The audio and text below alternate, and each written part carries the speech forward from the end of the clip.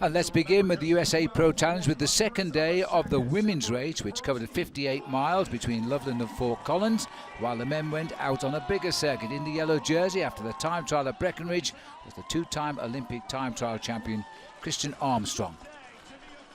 Well, she was very comfortably at the top end of the overall standings after tying for first place on time with her teammates up alongside her. They were separated by only a few fractions of a second. In the finish, she was in the leading group of 4 riders. As they came up towards the line, though, it was Taylor Wilds of DNA Cycling Team who got the victory, and chased home by Lauren Kamansky, and Armstrong getting third place ahead of Mara Abbott there. Mara Abbott was the winner of the Queen of the Mountains, but it was Christian Armstrong who retained her yellow jersey with 1 stage to go. And so that will continue with the final stage tomorrow, based in Golden.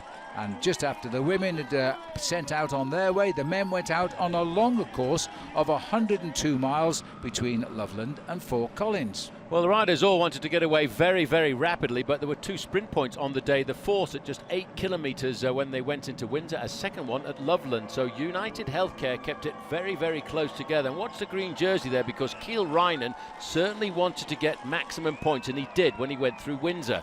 He was equal on points with Rowan Dennis in that green jersey competition, but now he was 5 points ahead of him, as they did just what they wanted to do. And it was just at the 21-mile point as they come into Loveland.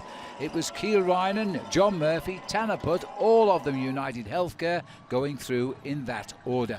And the riders, believe it or not, Paul, covered 31 miles in the first hour of racing. Yes, but after that, when they went out onto the open road and into the hills, it was Roman Kreuziger in the yellow jersey of Tinkoff Saxo who really was looking for the move on today's occasion, and eventually they managed to force clear a group of 7 riders. The yellow jersey, Rowan Dennis in the main field, well, he wasn't too worried, because Roman Kreuziger, the best placed rider in that leading group, was more than 15 minutes in arrears. At the top of Wrist Canyon, a 19.5 kilometre, almost a 12-mile climb, Kreuziger was showing his strength, leading Nate Brown over the top, and Leonardo Basso, the young professional, in third place. On the way up, though, they had dropped Danny Summerhill from the breakaway, and on the way down, Summerhill crashed off our cameras and never saw the leaders again. Well, in fact, as they went up towards the summit of the climb, Lachlan Morton made a move, but Danny Summerhill, who had crashed on the descent, had no more firepower left, and one man left in no man's land. Lachlan Morton was around a minute and a half behind the 6-man leading group, who set sail fair for the finishing line in Fort Collins. It was a move by Lachlan Morton, because a handful of seconds would move him up into third place overall. It was indeed a cheeky move, and in the end it would come to nothing, but what a brave move it had turned out to be. 6 leaders going, Lachlan Morton now being picked up as they raced around the Horsetooth Reservoir. The main field always under the escort of the yellow jersey of Rowan Dennis. Yeah, but the funny thing is you can't keep a good man down. The fastest man to the top of Horsetooth, in fact, was Roman Kreuziger in the yellow jersey there, number 11, looking very, very strong. And Lachlan Morton said, I'm having nothing of this, and he decided once again to make another move on the right-hand side. Watch this attack and acceleration as he tries to move close. He's not only thinking about 4th place overall, 3rd place overall, and he's certainly got some very good firepower here in the USA Pro Challenge this year. Just a 5-second gain would be enough to move Lachlan Morton up into 4th place overall. The peloton were wise to that, though, but the riders up front knew now that they weren't going to be caught before they crossed the finish in Fort Collins. So now it was the turn of Kreuziger again, the man who had created the breakaway, won both of the climbs of the day. He was now racing for first place. Yes, but Nate Brown in the green jersey realised that, and as they went under 1 kilometre to go, was a very, very aggressive move coming away from Javier Mejias to make it 3 men at the front, with Nate Brown leading them into the final corner.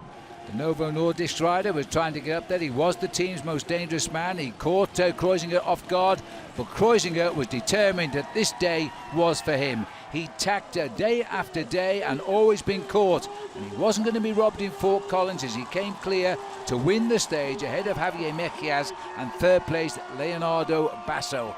This was to be cherished. And it was, you had to turn the clock back to 2013 in the Amstel Gold Race to see the last time that this man had won a road race. But of course, let's not forget Rowan Dennis was comfortably in the main field and comfortably in the yellow jersey on the eve of the final stage from Golder to Denver. Just 1 day to go for Rowan Dennis, and no change in the immediate overall at the end of an aggressive day. Dennis leading his teammate Bookwalter by 44 seconds, Rob Britton retaining third, Gavin Mannion holding on to fourth, but Lachlan Morton still looking for a few seconds. Expect him to attack tomorrow. Theo Gegenhardt keeps the best young riders jersey as well. Hugh Carty in 9th place, and the top 10 completed by Julian Bernard. Tomorrow we're off to Denver from Golden and the end of the 5th year of the US Pro Challenge.